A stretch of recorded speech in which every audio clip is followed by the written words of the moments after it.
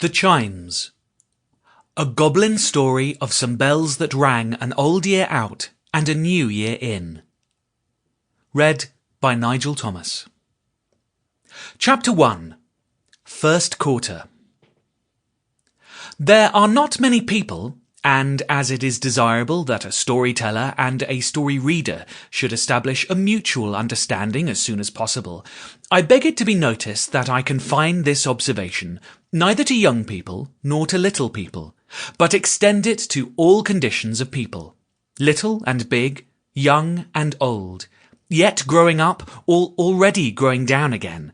There are not, I say, many people who would care to sleep in a church. I don't mean at sermon time in warm weather, when the thing has actually been done once or twice, but in the night and alone. A great multitude of persons will be violently astonished, I know, by this position, in the broad, bold day. But it applies to night. It must be argued by night, and I will undertake to maintain it successfully on any gusty winter's night appointed for the purpose, with any one opponent chosen from the rest, who will meet me singly in an old churchyard before an old church door, and will previously empower me to lock him in, if needful to his satisfaction, until morning.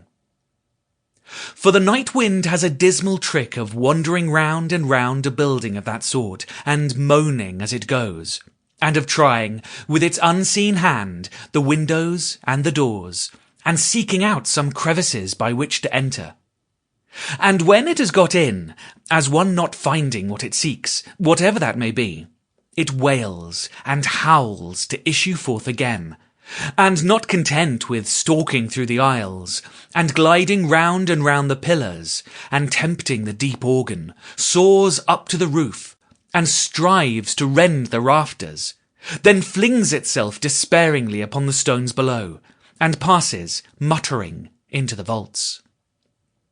Anon, it comes up stealthily, and creeps along the walls, seeming to read, in whispers, the inscriptions sacred to the dead.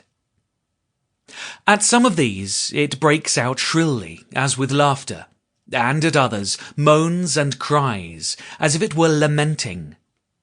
It has a ghostly sound too, lingering within the altar, where it seems to chaunt, in its wild way, of wrong and murder done, and false gods worshipped, in defiance of the tables of the law, which look so fair and smooth, but are so flawed and broken.